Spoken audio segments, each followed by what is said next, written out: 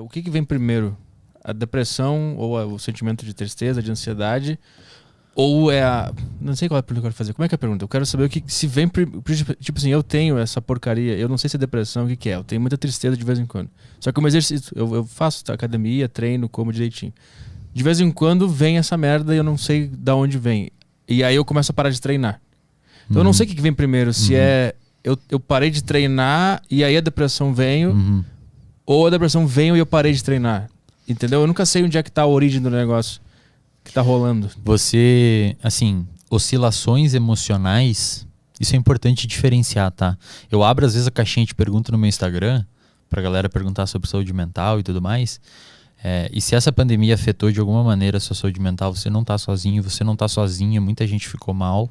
Porque você tirou um efeito protetor muito grande, que é a socialização, você falar com pessoas, sociabilizar. Mas oscilações emocionais são normais. Deixa eu diferenciar para você. Quando a sua emoção, oscilações emocionais, elas podem ocorrer por um estímulo externo ou interno. Por exemplo, você está chegando aqui no estúdio e alguém bate no seu carro. Um estímulo externo. Você fica pistola. Aí você fica bravo, você fica irritado, fica agressivo, ocorre uma série de liberação de hormônios, uma série de liberação de neurotransmissores no seu cérebro, a gente pode falar depois, que faz você ter uma sensação de irritabilidade e acaba se tornando uma pessoa agressiva naquele momento, com você ou com a pessoa que fez isso. Isso é uma oscilação emocional. Ou seja, oscilação emocional, e pode ser por um estímulo interno. Você está sentado aqui agora me entrevistando e vê um pensamento, uma coisa que aconteceu na sua vida lá atrás, ou um problema que você tem futuro, e você fica triste, fica borocochô, fica para baixo. Então, uma oscilação emocional é uma oscilação pontual que ocorre devido a um estímulo interno ou externo perceptível. Esse pensamento, só para a gente não avançar ainda, esse pensamento que vem do nada, ele vem do nada? Que porra é essa? A gente chama de pensamentos automáticos ou intrusivos, que são pensamentos que surgem na sua cabeça devido a crenças que você tem. A psicologia cognitiva comportamental, que é a linha teórica que eu trabalho, ela trabalha com a ideia de que o nosso comportamento e as nossas emoções são regidos por crenças centrais. Não são limitantes. Crenças limitantes é um termo incorreto. São crenças centrais que a gente desenvolve durante a nossa vida. E a gente não sabe direito aonde a gente desenvolveu e por que a gente desenvolveu, é devido a uma série de construções, de comportamentos que a gente teve. E essas crenças, geralmente, a gente não tem muito acesso a elas. A terapia, ela consegue acessar. Às vezes o paciente, ele não manifesta verbalmente a crença. Por exemplo, pacientes com depressão, quando você vai tratar, geralmente tem uma crença de incapacidade ou insuficiência. Ele acredita fortemente que ele é incapaz e insuficiente. E ele acredita em relação a ele, em relação aos outros e em relação ao futuro. Essa tríplice. Essa crença que ele tem, que dificilmente ele verbaliza, eu sou uma pessoa incapaz, eu sou uma pessoa insuficiente. Essa crença, ela gera um padrão de pensamentos automáticos. Então a crença, geralmente ele não tem acesso. A crença, ela se manifesta em pensamentos automáticos. Por exemplo, um pensamento automático de uma pessoa que tem depressão e tem a crença de insuficiência, eu não vou conseguir fazer isso. Eu não vou conseguir fazer essa faculdade. Eu não vou conseguir fazer academia. Eu sou péssimo. As pessoas não gostam de mim. Eu não vou me dar bem pro futuro. Perceba que todos esses pensamentos têm a ver com a crença. É como se a crença fosse uma semente e esses pensamentos saem dessa sementinha. E aí você tem que fazer um processo de psicoterapia para entender quais são os pensamentos automáticos que você tem, porque são esses pensamentos automáticos que levam você a ter uma modificação emocional. Então você me pergunta o que vem primeiro?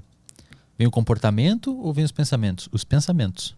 Você tem um pensamento, esse seu pensamento determina o seu estado emocional. Então se você pensa, cara, o podcast tá ruim, não tô mandando mal, você se sente mal, obviamente, com esse pensamento. E esse pensamento leva você a ter um comportamento. Essa emoção que você teve de ter se sentido mal devido a esse fluxo de pensamento, leva você a ter um comportamento. Comportamento letárgico, de ficar mais na sua, de não fazer as coisas. Vontade de dormir para sempre. Exatamente. Então, assim, isso, Arthur, se você tem outros fatores de risco, se você é uma pessoa... por exemplo, sei lá, usa droga, tem relações interpessoais péssimas e tóxicas, uma pessoa que fica ainda mais alimentando esse tipo de crença que você tem, que você é incapaz e que você não vai conseguir. Realmente, cara, o podcast tá horrível mesmo, acho que é melhor. Cara, Você se afunda. Você se afunda. Só que aí que mora o segredo. Essa crença, na maioria das vezes, ela é disfuncional. Ou seja, ela não tem base na realidade. Eu já atendi pacientes com depressão que têm crenças de incapacidade que estavam fazendo residência em medicina, que estavam administrando empresas de mais de 100 funcionários. Como é que uma pessoa dessa vai ser incapaz? Ela pode não se dar bem em um aspecto da vida dela, mas não é uma pessoa incapaz. Pô, construir uma empresa de 100 funcionários, velho. Mas elas relatam também que elas enxergam, assim, tipo assim, esse cara especificamente, ele enxerga a empresa, ele vê que ele consegue mandar bem nas 100 pessoas ali, ele gerencia tudo, mas ele acha que aquilo ali tá por um fio de ser descoberto que ele tá mandando mal na verdade. Exato. É isso, né? Também. E a crença, ela é uma situação que ela se liga e desliga. Então, na terapia, a gente monitora a atividade da crença. Então, você vê que o paciente, às vezes, ele relata. Você faz uma educação do paciente, explica para ele. Isso que a gente está falando aqui, você explica tudo em terapia para o paciente. Tem a crença, você desenha, eu tenho os slides que eu mostro para o paciente e tal, para ele entender essa dinâmica. E você pergunta, hoje você considera que a sua crença está quanto ativa? 80%. E aí você vê que o comportamento da pessoa cai. Aí um dia a pessoa está eufórica, melhora, quanto que está a sua crença? 20% ativa. Quase não está me incomodando. E aí você ensina a pessoa a lidar com aquilo. A terapia, ela é um processo, antes de mais nada, educacional. Tá? Que deve ser aplicada especialmente em oscilações de humor. E aí, terminando de responder a pergunta lá atrás, oscilações emocionais que ocorrem devido a estímulos internos e externos, bater o carro ou pensar no podcast, pode te deixar ficar mal, pontualmente, depois você melhora. A pessoa me pergunta, Eslen, acordei bravo e fui dormir feliz, sou bipolar? Não, você não é bipolar. Você teve uma alteração emocional que é perfeitamente normal.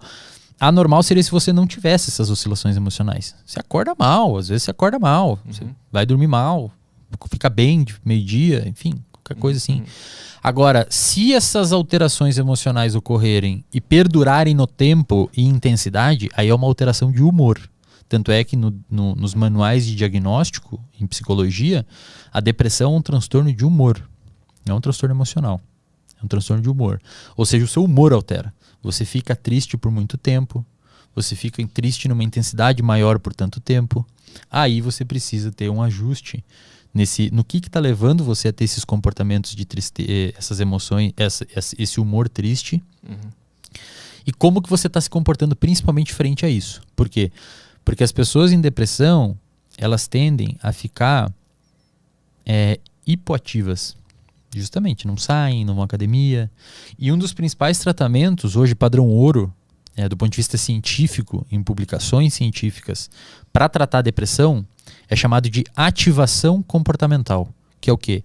O terapeuta analisa as capacidades de enfrentamento do paciente e, à luz dessas capacidades de enfrentamento do paciente, o terapeuta bola um protocolo de ativação comportamental para aquele paciente começar a fazer as coisas. Então se é um cara que fica na cama o dia inteiro no quarto escuro, então beleza, durante a próxima semana a gente vai começar a abrir a janela.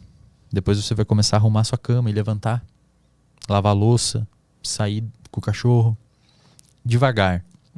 Por quê? E isso é muito maneiro quando você entende isso.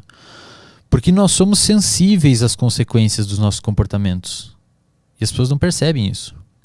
Então, se você faz alguma coisa, você é sensível ao que você fez.